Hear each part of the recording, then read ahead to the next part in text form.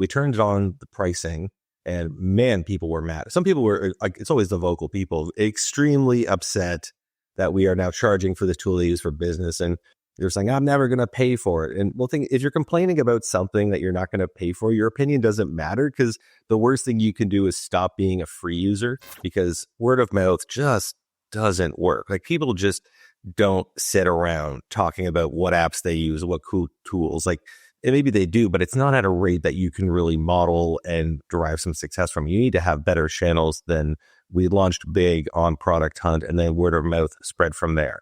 That has worked, well, once with Instagram itself, and that's probably about it. From a technical perspective, keeping it simple. I see a lot of like technical founders wanting to do microservices and all these things that you do much later early on, thinking that will help.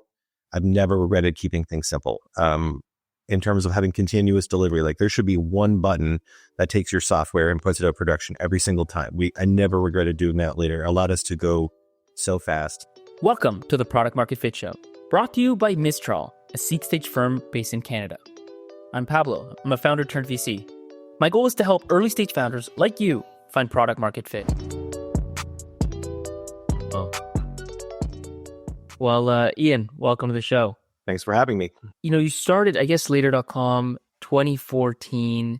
Instagram was like 2 years, I guess, after getting bought, that massive like $1 billion. Yeah, 2012. I remember people being upset that Facebook bought Instagram. They were mad, like it was their money that was being spent. And then it turns out to be one of the most successful acquisitions of all time. People get mad online, man. People just get mad online. I don't know what it is, but it's just, even on, like, post a lot on LinkedIn, it's just inevitable. Someone will find like anything, like anything on anything to complain. It's pretty incredible. As a founder, I can also kind of get hating on a team that was 12 people that got acquired for $1 billion. So, I mean, I'll admit, like, I think. Yeah, envy. They're like, that's what a lot of it was. Because I'm like, 12 people, like, you got away with hiring a grand total of 10 people above the two founders got a $1 billion exit. For what it's worth, I think Zuck and maybe a few people close to the deal are the only people like in the world where they thought it made sense. And, they were like crazy amounts right. But I think most people like me would have said, or probably like you, like, this is absurd. I mean, no revenue, like you said, 12 people, a year and a half or so after founding, just makes no sense. Now it's worth a few $100 billion, so not bad. Well, at the time, Facebook's market cap was still something high. And I remember, if you look at it from the lens of, it was like a single-digit % of their market cap to take out their biggest existential threat. Through that lens, it does also kind of make sense. So maybe walk me back to that time, like, just curious on the origin story of, well, even like what later was, but maybe before that, like, how do you get into that? Like, where does it start from? It starts from having a little note on my iPhone called Ian's Dumb Ideas. And I recommend everyone have this, because everyone gets startup ideas all the time, and 90% of them are going to be utter crap, and that's fine. But the trick is, you write it down, and you'll probably know within 48 hours if this is just a dumb thing that I wrote down when I was drinking, or just got too convinced by someone who was too excited at a conference or something. The trick is to write them down. I still have it, although I did clear it out recently, because I was like, as I'm starting something new, I'm like, okay, I got to focus on the new thing and not, so, when it's like, it's awesome having ideas and buying domains. It sucks actually building it.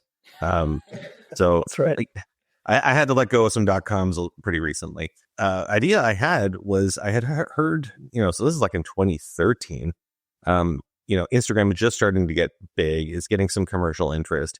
And at the time, it did not have any kind of a API, especially that would allow you to publish content to it.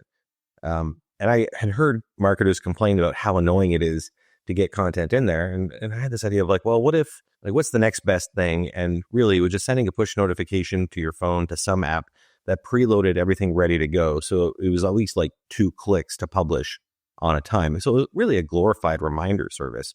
So this is, and just like for context, those not in the marketing world, this is like, at that time, I guess it'd be like maybe Facebook and Twitter, where you'd set up your posts a week in advance, 2 weeks in advance, whatever it is, and they just go out on a schedule. People were used to using existing tools like Buffer and HootSuite, and just had to accept that if you wanted to get content into Instagram, you had to go native on the mobile app. But they did have an in-app hook that allowed one app to send content to another. So our whole thing was, well, what if we send a push notification, load it just in time? You can still schedule it on the web.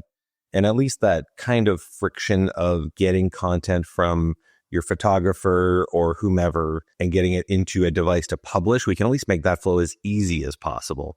Again, this is back in 2013. You'd go on the web, you'd load it up just like anything else, but then when the time came, you'd get a push notification on your phone, which would open up the IG app?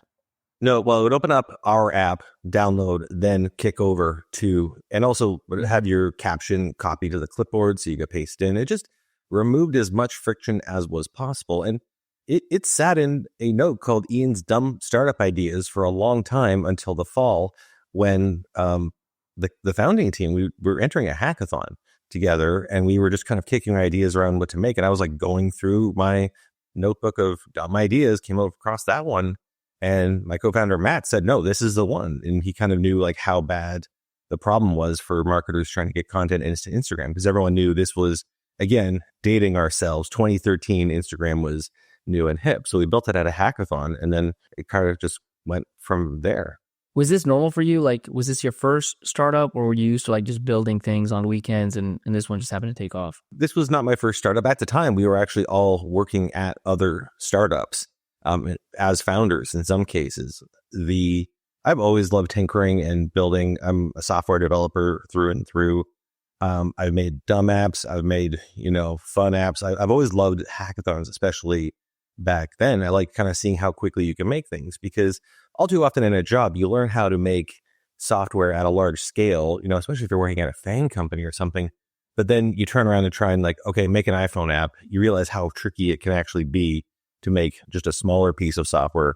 And there's really a different set of rules because there's just certain things that you don't have to consider. Like when I was working at SAP, anytime that I wanted to use a third-party library open source, it had to be approved by the legal team. So you just you put people in that. That's just a different way of making software. And I think overall the industry's gotten a lot better since then. But still, there's something to be said of, okay, how quickly can you throw up an app quickly? There's also, the flip side is you also have so much infrastructure that you rely on, so many other things going on. And then when you're like truly you in a blank canvas, you start from scratch, it's a different feeling. And, when you have to have your own coding standards and there's no one telling you have to write tests, but there's something magical about doing that. So I really like hackathons. So we this one that we entered was very much, can you be a startup? This was the best idea that we had that seemed like it was addressing a problem that some group of users had, because other startups I had done kind of had that problem where they were going for too wide a market and didn't really speak to anyone deeply. And the best piece of advice I always give to young entrepreneurs is don't try and make a lot of people happy a little bit. Try and make a small number of people utter fanatics about your product, because it's a lot easier to increase the number of people who like your product than it is to make more people, to make them care more. You're better off having a group of fanatics and spreading out than spreading down. Well, and the other thing too is just interesting, at least in this case, we'll talk maybe more later, but sometimes you can overthink things. I wonder if, in this case, it's a hackathon, so it's like, hey, we got to build something. This is a cool idea app. Let's just go ahead and do it. And things, and we'll talk about how things move from there. But if you had started more let's create $1 billion company, right? And then you kind of overthought things, you would probably say to yourself, well, this is a cool idea, but HootSuite is going to do it. Buffer is going to do it. Instagram's going to do whatever. There's no opportunity here, and maybe move on to the next thing. At least that's my assumption from the outside. I'm convinced no $1 billion idea looks like a $1 billion idea on Zero. Who was going to know that making crawling a bunch of profiles at Harvard and making a directory of people was going to turn into $1 trillion company? There's an element of chaos that's going to make sure nothing clear is going to get to unicorn status. So you build this at a hackathon, and then what happens? Do you launch it that weekend? We came pretty close, but unfortunately, especially then, getting something into the App Store does take some time and iteration, and that's actually good for you. As much as you can have a good demo in a weekend, having a product that's ready to be used by a consumer is going to take a little bit longer. Not that long, but when you're working on another company and juggling that with other things.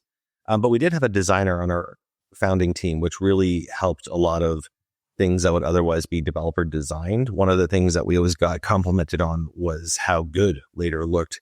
Even back then it was called Later Graham before we rebranded it, because before someone told us to. It really was kind of the spring of 2014 when we really started to launch. But through the winter, we could do things like beta test with people. And the great thing about the App Store is that you can roll out by country. We had it rolled out in Canada long before the US, precisely so everyone we know could try it, beta test it. We can get feedback. We would do that, roll out a new version, add a few more countries. But it was really the spring before we got to the US with our 1.0 launch, because until something is launched there, it might as well not exist. So you can go through all of Apple's various, beta schemes, or you just launch Canada only and no one's going to take notice of it anyway unless you tell them.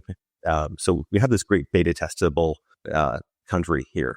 How'd you get those like early users? Was it mainly like friends, people you knew, or did it kind of start spreading on its own? An interesting thing and this is very much a product of 2013, 2014, was we could tell by using various Google ad tools that a lot of people were searching for schedule Instagram post, and there was not a lot of competition for those search terms. Like there wasn't a really good, you had some products that were straight up hacking the API. You had people talking about how it doesn't exist. And what that really was able to tell us was that there was a market for something here, that of scheduling posts, that, there was clearly a need for it. And the lack of an Instagram API meant no one could really do it at the time. The question for us then just became, is our little kind of halfway solution going to solve a problem for a big enough market? So we had no problem getting signups. We had 20,000 signups ahead of launch. The question was, are they going to accept our product for what it is? The main conceit being it doesn't publish automatically. But we were able to get those search terms of schedule Instagram posts quite quickly. So we always had very good Google inbound that led us to have such a large wait list ahead of when we launched.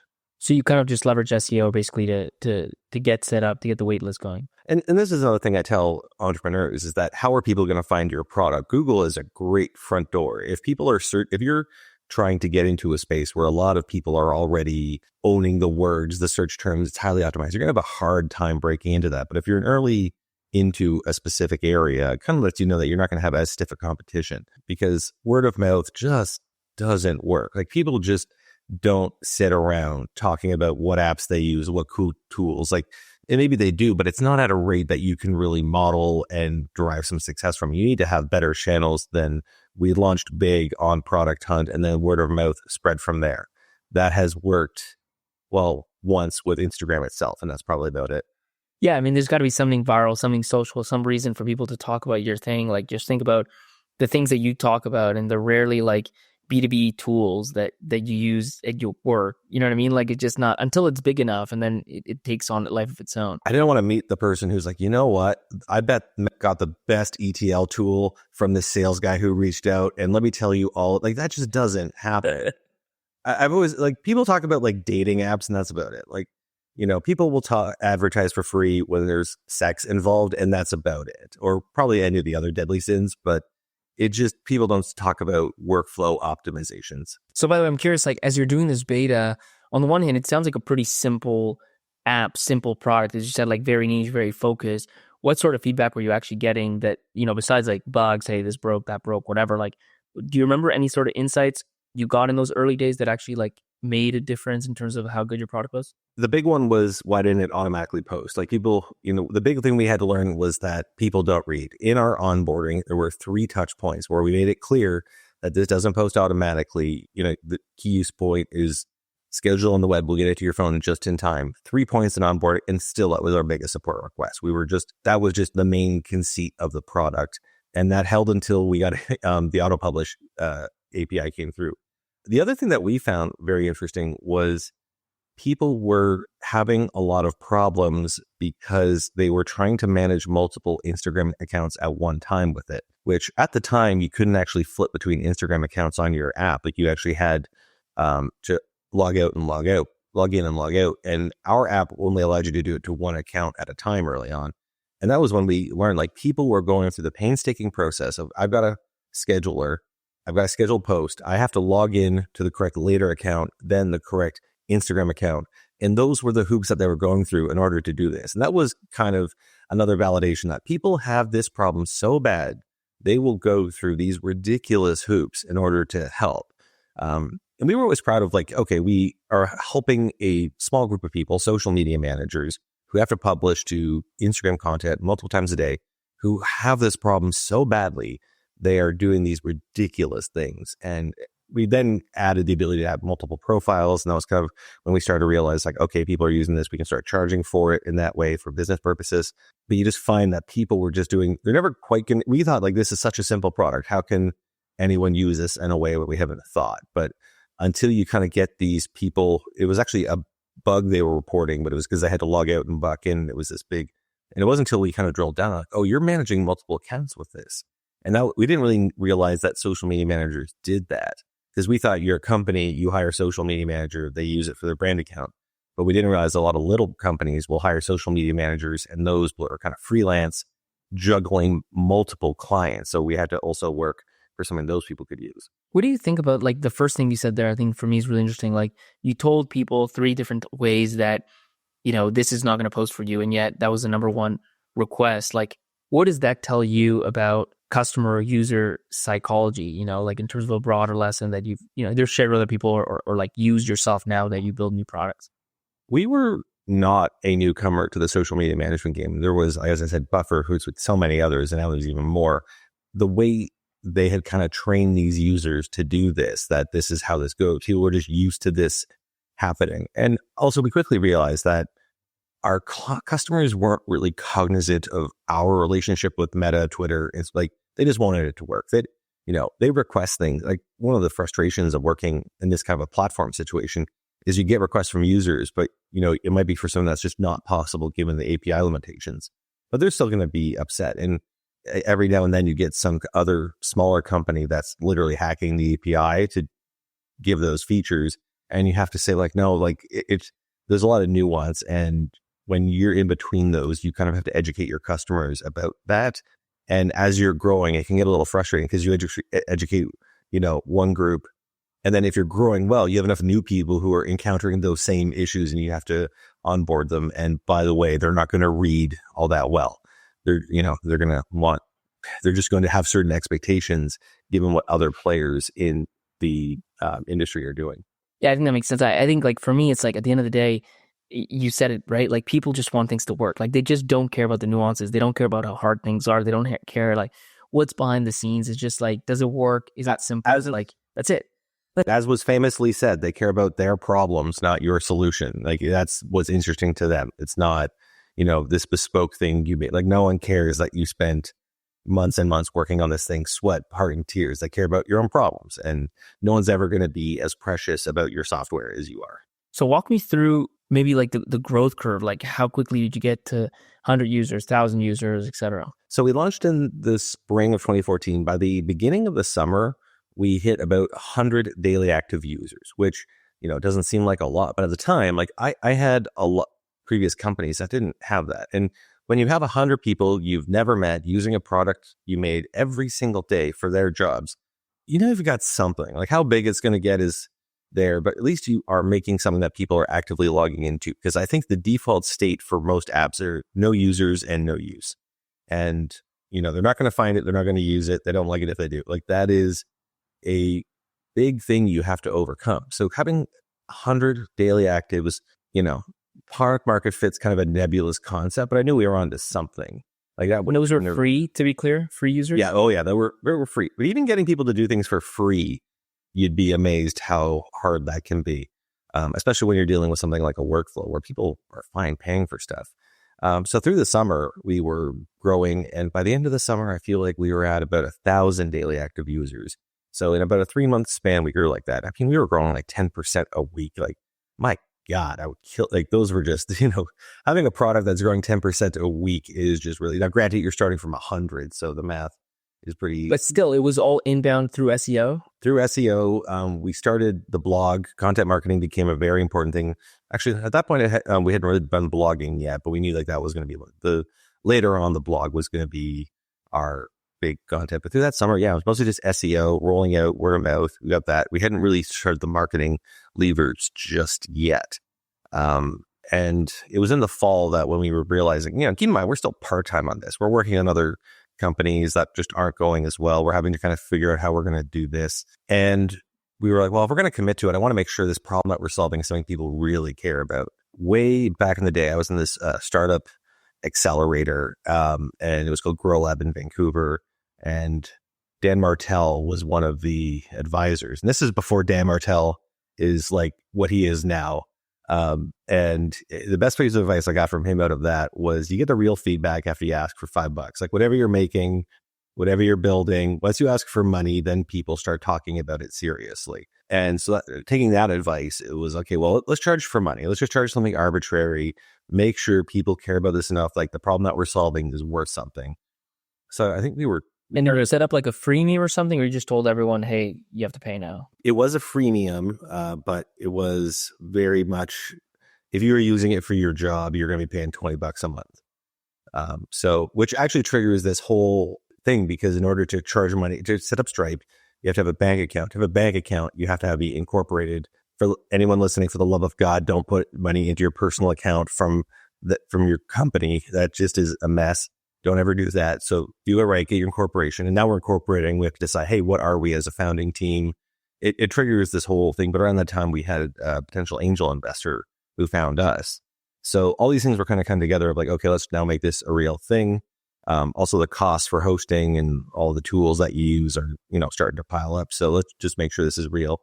We turned on the pricing, and man, people were mad. Some people were like, it's always the vocal people, extremely upset that we are now charging for this tool they use for business. And they're saying, I'm never going to pay for it. And well, thing is, you're complaining about something that you're not going to pay for. Your opinion doesn't matter, because the worst thing you can do is stop being a free user. But it also really sorts out who's using it for, use and who's not. And we had in that first month, 20K of MRR.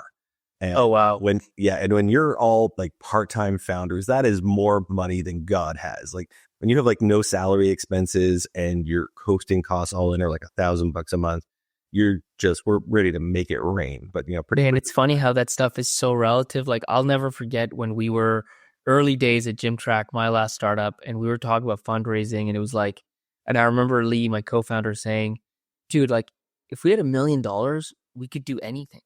Literally. And that was like, it was believable. It was like, it's true. Like that's all you need, and then you raise $1 million or you get to it's, Well, yeah. Well, the problem with raising is you kind of set different expectations. If you're an indie dev, 20K a month, I think that's like the standard for all these built in public guys, like at that point you can quit your job, live comfortably, and you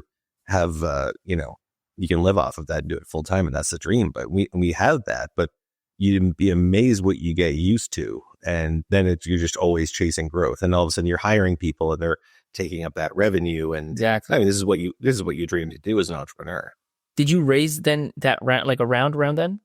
Around that time we raised an angel round with a safe, or I don't think safe sort of thing that, but how much did you raise? I think it was only like $200,000. But what was interesting, it was from a firm called Rocketship BC, and they found us.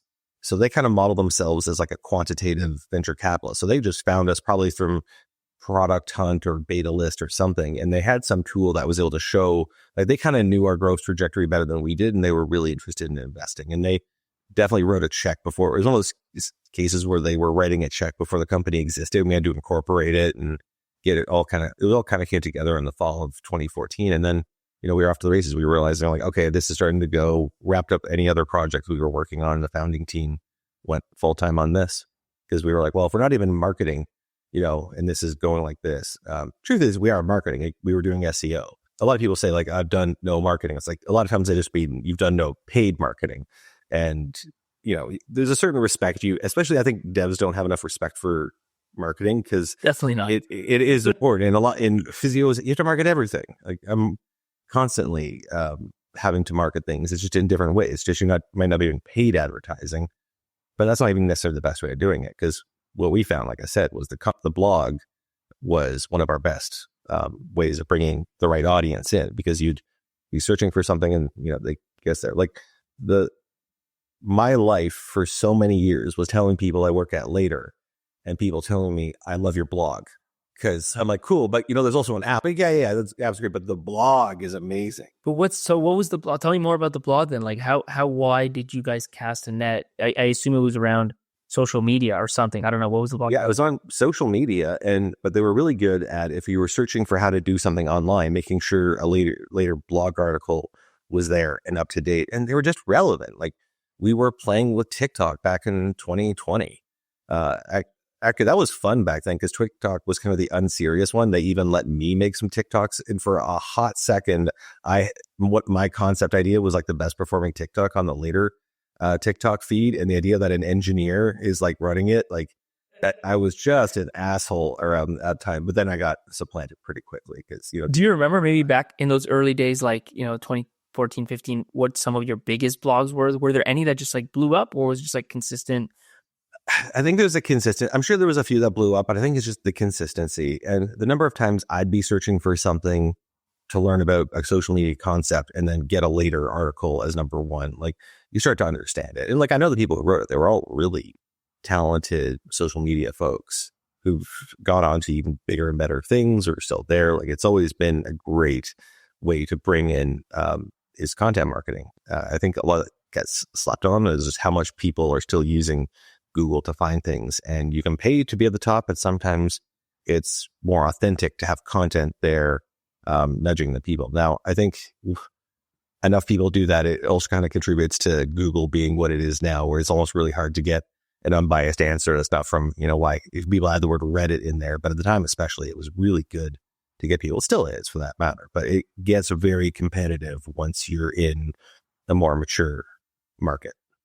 And walk me through, because I know you did like this kind of one and done fundraising, right? Like you can go full bootstrap, not raise $1. You can go down the venture train. You did something in the middle, right? Which is you raised a little bit of money once and then you were done. Was it just that 200K, or did you add a bit more to that raise? That 200K was before I was an angel round. Our seed round was in the summer of 2015. We did 1.3 million. So the term I've heard that I like is a seed strapper. You're not bootstrapping. You're getting one round. I heard that. Oh, that describes it pretty well. And we were always profitable. We never really touched that money, but it was really good to have because, some months, we talked about the incumbents. They started taking our idea into their own products pretty quickly once we proved it out. And when that happened, we had one month where we were just flat towards the end of 2015. And where were you at revenue wise? Like you did 20K. When did you launch it? Like when did you do that paid thing? 20K was fall. Within late 2014. Yeah, fall 2014. By late 2015, early 2016, somewhere around then, we hit 1 million in ARR, obviously that being the big day. So let's call it a year after monetizing, you hit 1 million ARR-ish? Yeah. Okay, which is pretty again, ramp. It is, but then, you get used to how quickly, that would, especially during the good time, when, we were definitely a benefit of the pandemic, when who had that kind of growth trajectories as more marketing's building online. That there was a time, but that was way later. Like we're talking, that was 2015. Yeah. Did it keep going up pretty steadily, like from 1 to 3 to 9 sort of thing, or what was the kind of? It did, except for when we had HootSuite launched their competitive product, their competitive offering. Then we were flat, and it was really nice to have that money that we raised then, just because it was this nice little cushion of. But then the people who were going to leave because of that left, and we continued on our growth trajectory curve. But also, let's dive on that, because that to me is actually quite fascinating. Like, first of all, you must have expected that at some point HootSuite or Buffer or whoever was going to. We really didn't, because the whole push notification thing was just so different. And so like our whole product was around this non-standard publishing flow that we couldn't think like from a product perspective, why would you sully your nice API? Like why do you want the pain of having to educate your users about this flow the way we did? Like that was our whole thing. Like this is how we were making a name for ourselves in an already mature market. But even then, you must have thought, okay, if not that, then at least Instagram at some point will polish it, have an API just like anything else, and then they'll do it. Which they did. We were never worried too much about Instagram doing it, because we, as long as we had access to it, it was, still going to be there. But we didn't think it was going to happen. It did. We got a little worried, and then it turned out to be, I know some people say don't worry about your competition, but it's kind of impossible not to, because they are in a competitive space. And sure, there's more room to run than you might think. And, again, the company didn't die that day. It just had a flat month. That was the beginning. 1 month. That was the impact? Yeah. 1 month flat. Okay. But when you are used to crazy growth, a flat month, you're like, oh, this is the end. I'm going to have to go get a job. Enough of this fantasy land startup business. But it was. Well, how do you explain it looking back? Because like HootSuite, let's say, and you guys, you're in the same city. So like HootSuite was kind of the behemoth. Yeah. Like, you're in the same city. They've got all those platforms.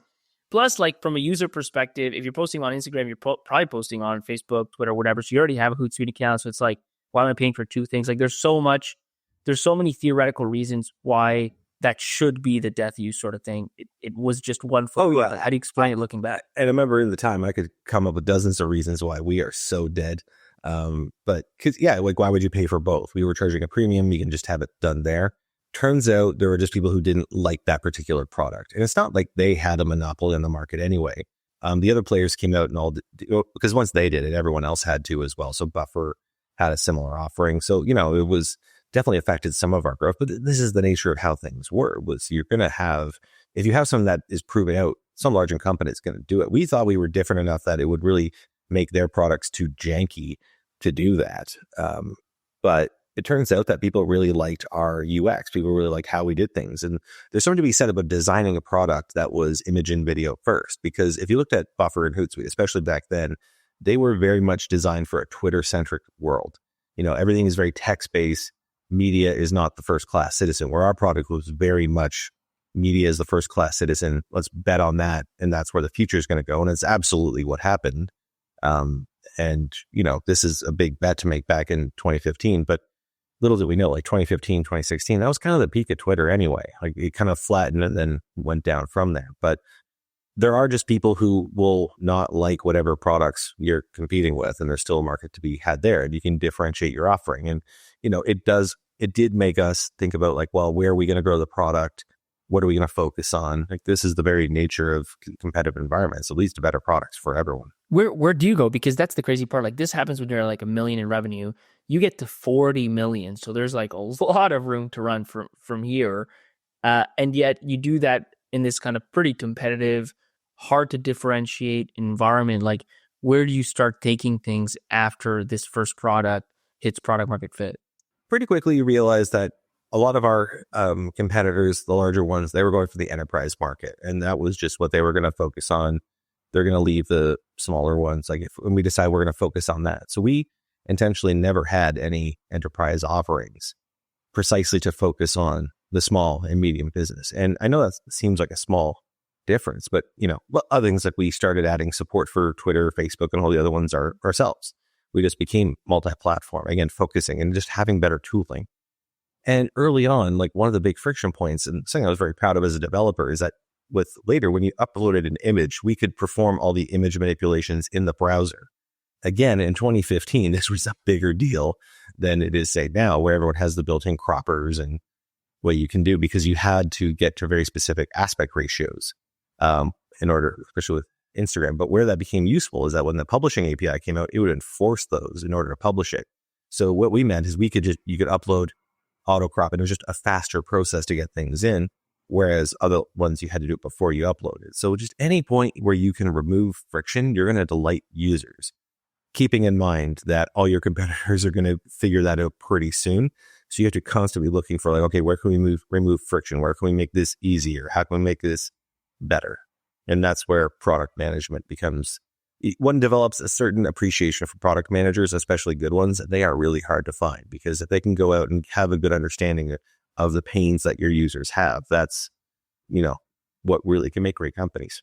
It's interesting. It sounds like you're finding ways to like, I mean, if you think about SMB versus enterprise, like enterprise cares about security, they care about collaboration, they care about all these kind of like more overhead type things, whereas SMB cares about like easy to use, friction, simplicity, and it seems like that's where you were focused on. I'm still like, you know, fascinated, I guess is the right word, by the fact that you were able to turn that into such a meaningful business in spite of like, I mean, I think VCs are just so jaded, right? Like we're almost trained to be like, well, feature versus platform, like, you know, incumbents will just add this, you know, and the thing will go away. And for what it's worth, we've seen it. Like we've seen companies that have like this type of product market fit, but then they flatten out at like 5 million or 10 million because the dynamic changes around them. But in your case, obviously that didn't happen. It did happen because back in 2018, the auto publishing API came out and pretty much all the existing platform players could have a better solution than what we had. Fortunately, we were well positioned to adapt to that because we had all this tooling built in, ready to go. But the market does change because eventually later on, and this is kind of where we saw closer to around the pandemic, where we saw eventually we've reached not peak Instagram, but like, we've gotten all the early adopters, people who are going to do this already use it. So this is where we kind of later eventually started moving into influencer marketing. Walk me through, like, you're doing about $1 million end of 2015. By 2018, when this happens, how big is the company? By 2018, so we have like 1 million users by then. I think March 2017 is when we hit 1 million users. Not that like users is really that good a metric of anything, because that's really 100 million or 1 million signups. And we knew like most people signing up for us, we're not going to be, you're going to get people personally wanting to schedule content. They're just not good fits for whatever. If you cast a wide marketing net, you're going to get a lot of people who aren't good people to use your product.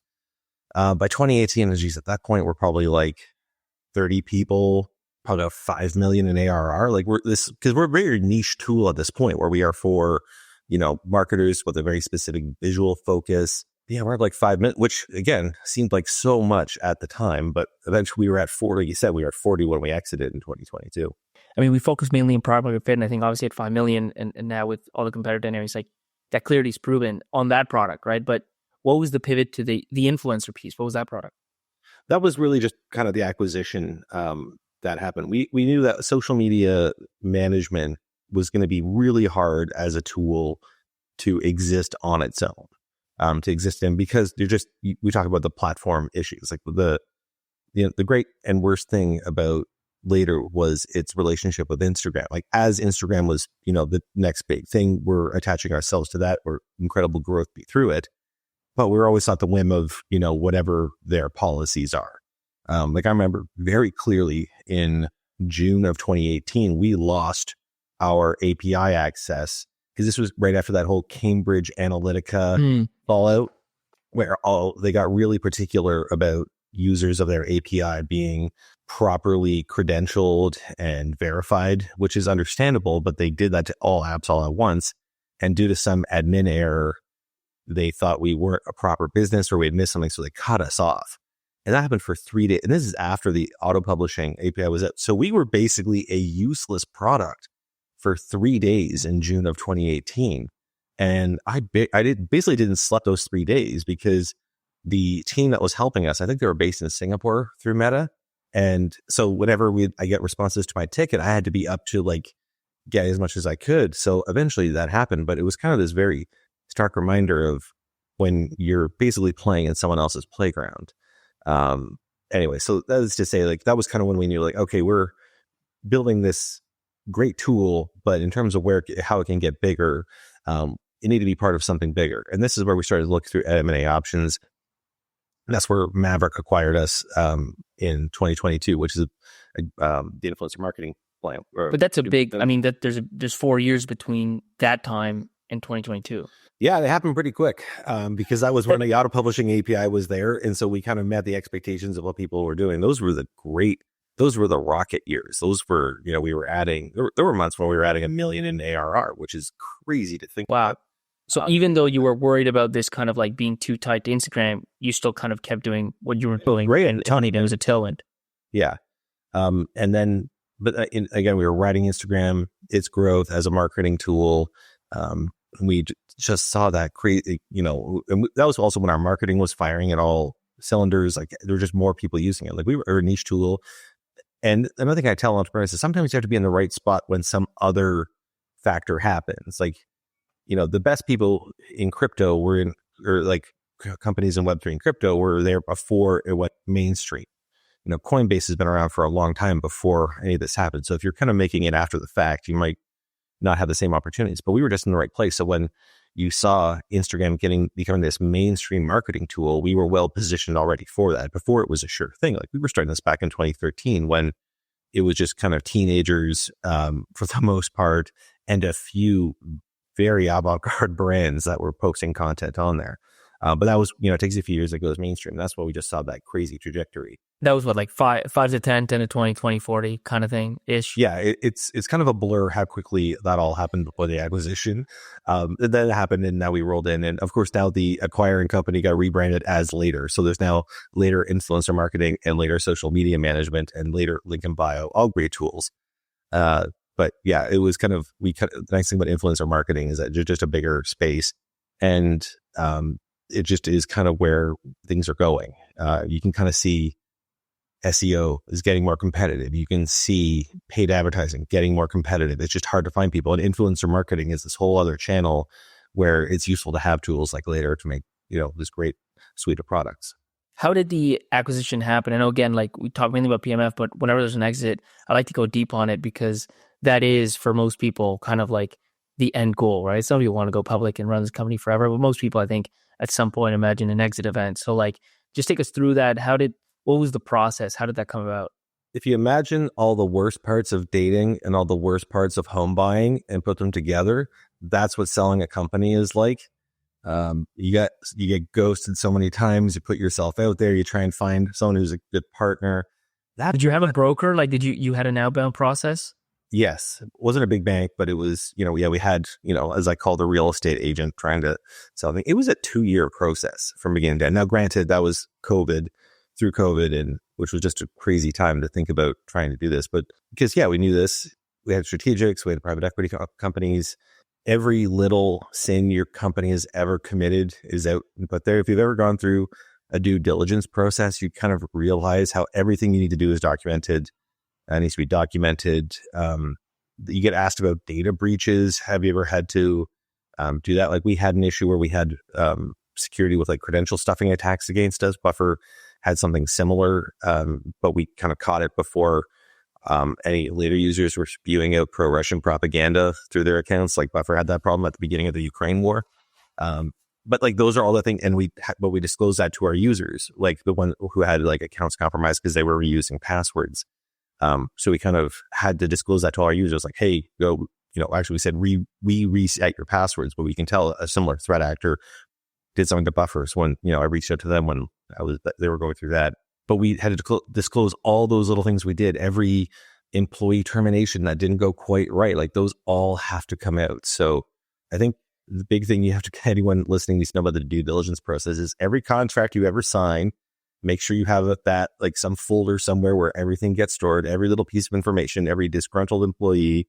You have to have documentation for everything because you have to have it out there. Like, if someone's going to acquire you and spend just ungodly sums of money, they're going to want to know what they're buying. You have to just put it all out there. So I remember, like, every piece of open source software we use has to be disclosed. Like, they want to ensure that it's all properly licensed, which made me understand why SAP was so particular about it. But they just went crazy. Like, come on, it's an MIT license. It's fine.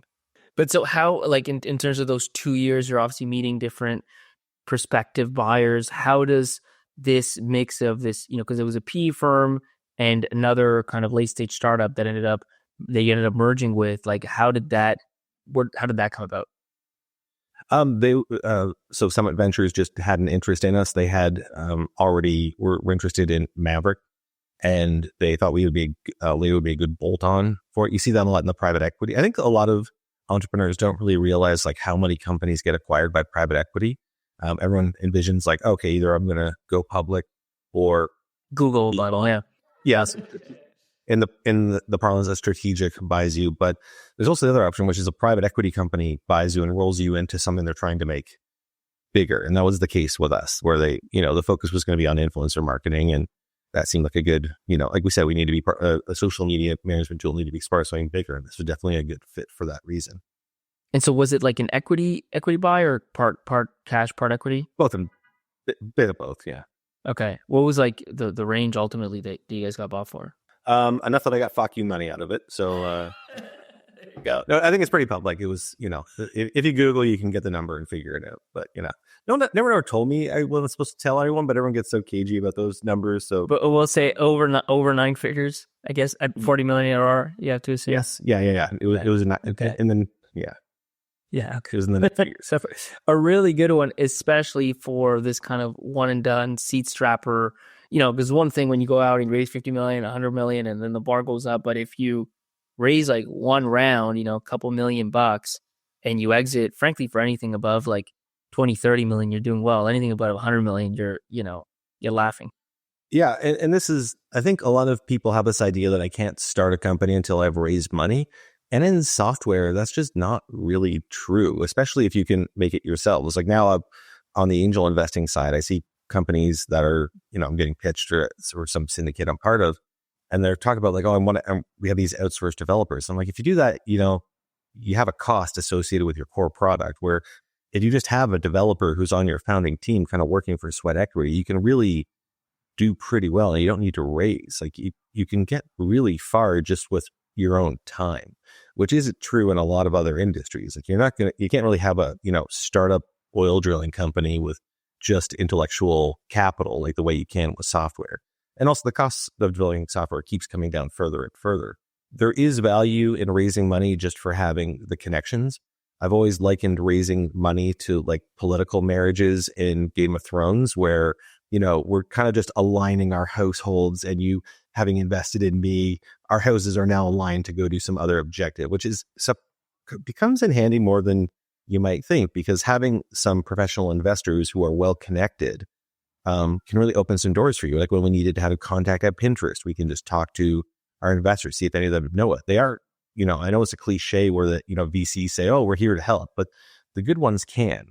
And also when it comes to exit time, they've seen it enough times where chances are you've never sold a company in your life, but having someone who's seen that from your side in your corner with aligned interest is really valuable.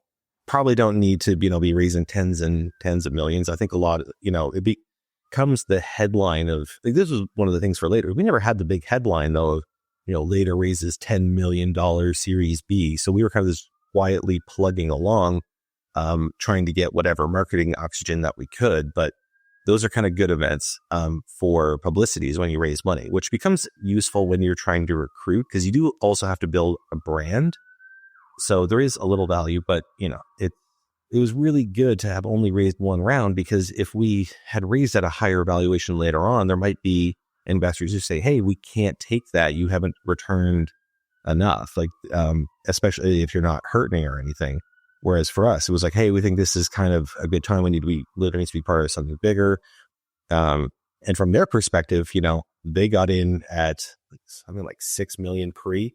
So when we're talking around 9, no one's giving us shit when we're talking 9 days, right? And they're in at 6 million pre. They're like, yeah, you're a little more shots that we'd never had to raise. But we also had a ridiculously cheap burn. Like one of the things about having a company in Canada, you can run a lot. If your revenue's in US dollars and your expenses are mostly Canadian, you can, kind of be that cockroach that's hard to kill. So let me ask this. I mean, I have a company right now that's going through an M&A process, and it is so taxing on the founder. Like, everything they don't want to be doing around legal, around DD is like absorbing every single waking hour of theirs.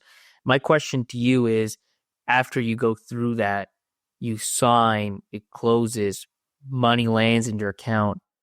What did that feel like? I know a lot of people like to say, oh, it was like exciting, like I was some lotto winner. Like it was relief. It was like, oh, it's just done. It is just there. I don't have to look at, the deal actually closed while I was on vacation in Cancun. And because originally I was supposed to close, again, this is a long process. It was originally supposed to close in like January. And my wife was like, hey, let's go away for somewhere during the winter like we usually do. And I'm like, oh, I don't know when it's going to happen. And eventually she, this is, again, going on. And I think what people also miss about this is that you have other people in this, which is, if you're married like I am, you have a spouse who's kind of like ask, hey, how is it going? Because, she has a bit of a stake in this too. Or feel like, it's like, you know what? There was this trademark issue. So it got delayed 2 weeks. Well, we have to secure the trademark for later because we didn't quite have, and this happens all the time. Like things that get delayed. It's very frustrating. And also you're just talking about software development to lawyers, which is just the not fun. That's right. Yeah. But you're going through and it keeps going through. And eventually she's like, well, we got to go somewhere. We're like, why don't we go away for your birthday? I was turning 40 and I'm like, no one can complain if you're away for 40. And I'm like, sure, it'll definitely be done by then. Spoilers, it was not done by then. So by then was when's your birthday? Late April. So oh wow, okay, January to late April. Okay, yes. So we're having to live this all and like hanging over, and deals fall apart all the time. Like we had other deals that did. I think people don't realize like the natural instinct of a deal is to die. It's a very magical thing. It's not like raising money. Like most money raising efforts, you sign a term sheet, you assume it's going to go through, and it usually goes through. Like M&A, there's so many things that. Hence, I say the worst parts of dating. It is people you can get ghosted, and because you're dealing with big sums and sometimes even big egos.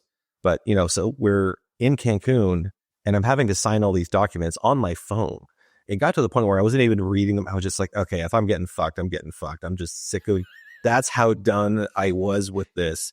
And there'll be some typo in the DocuSign, so they come back again. I'm just like, I'm hoping that I'm not agreeing to anything that's changed, and you just hope that your guys have it covered. Your lawyers that you're paying a ton are handling it. And then it got done, and I was in Cancun when I signed the final documents, and then the money landed the next week. But again, it was weird because it was like in a holding company in an account that I signed up for remotely, so it just didn't feel real. But I was more glad that the due diligence process was finally fucking over. Like that to me, that was like my happy point, not what had landed.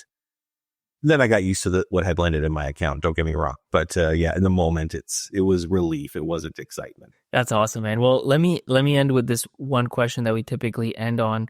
If you could go back, when you were just starting later, or even now, because I'm sure you kind of talk with a lot of founders and kind of give advice, like what's some of the most common advice that you find yourself giving, early stage founders? So I'm starting again. I left later at the beginning of this year, enjoyed some me time, but I'm starting again. I want to work in the security space. I want to tackle phishing, that problem, stopping it, not doing it myself, although I like to think I'd be pretty good at it whenever we do the internal tests was there. So my new product is going to be, it's called Stingray. So if you go to stingray.security, you can check it out. I'm working on a browser extension in order to make sure you don't do something you should not be, because we have all these tools to prevent cyber attacks, but we don't really have a whole lot that kind of focus more on the social engineering aspect. So that's my new thing. You can sign up for the waitlist at stingray.security. Got my little plug in there. Like I said, always be marketing, even as a developer. But some of the things that I am doing this time around is, what's nice is that I don't have to raise quite so quickly. We did because, we had great investors, but we never really needed it. We kind of just did because we thought that's what one does to be a real company. I'm in a position where I can kind of hold up on doing that. I'm going to talk a little bit from a technical perspective because that's who I am. I know there's always like what I would do different. From a technical perspective, keeping it simple. I see a lot of like technical founders wanting to do microservices and all these things that you do much later early on, thinking that will help. I've never regretted keeping things simple. In terms of having continuous delivery, like there should be one button that takes your software and puts it out of production every single time. I never regretted doing that later. It allowed us to go so fast. Having a good test suite, even when you're on your own, is really important, because I've seen what can happen to companies when they have too much technical debt. And there's a lot of little things that you can do early on to make that happen. So having kind of coding standards, even when it's just you, having some degree of testing, because so many unforced errors can happen because you didn't bother to write even a simple test. And if writing tests for your software is too hard, that kind of points to a deeper problem. Like I'm a big fan of Ruby on Rails. I know it gets flagged for speed and whatnot, but it's good enough for Shopify. It's good enough for Google, Airbnb. There's so many good people I know a lot of very successful people who built their companies on Ruby on Rails and weren't chasing whatever the latest technical framework is. So that's kind of what I have to say about the technical side. Those are all, I think a lot of that kind of get just thought of because I know so many founders, they're looking for a technical guy. They want a technical person. And they don't really kind of look into this, how startup engineering is really its own particular thing. Other ones, I'm making sure I have all the proper trademarks right out the gate because I don't want that holding up, anything later on. But again, it's the same problem. Like, find a problem that people care enough about. I made a lot of products that people are kind of vaguely interested in, and that's never a good. You want like things that are going to stop. So I'm hoping the problem of phishing is big enough that that's what can be,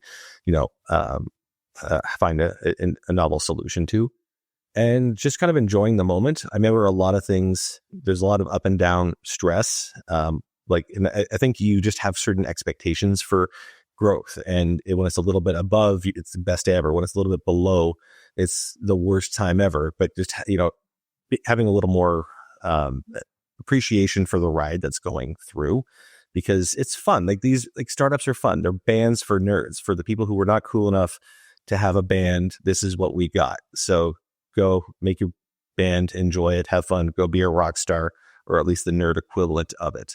But also pay attention to your technology stack. I'm curious actually on your phishing startup, just really quickly, how's it going to work? Like, is it going to look at my emails and know if like it's phishing or not? My whole thesis is that mail is not the only way you get phishing links. How many phishing texts have you gotten in the past while? We have a lot of tools assuming email is the only way you're going to get scammed. We also get people phoning you, pretending to be Visa with false charges. There's a point where, and honestly, the phishing sites are doing some pretty amazing things to cloak themselves from Google and other scanners because they're trying to do that. Ultimately, I think the only way we can know you're about to get phished is if you have a rendered page in your browser. And like, that's kind of what we're looking at being the last line of defense to prevent your grandma from entering their credit card into a site that they shouldn't. Oh, that's smart. Awesome. Cool. Well, Ian, it's been awesome having you on the show. Thanks for having me, Pablo. It was great. I just gave you content that you liked so much, you actually listened to the end. And guess what? You didn't pay a single dollar. Not only that, I didn't even put any ads in your face. So you just got a bunch of content for free. And now that I've delivered that value, I'm asking for something in return.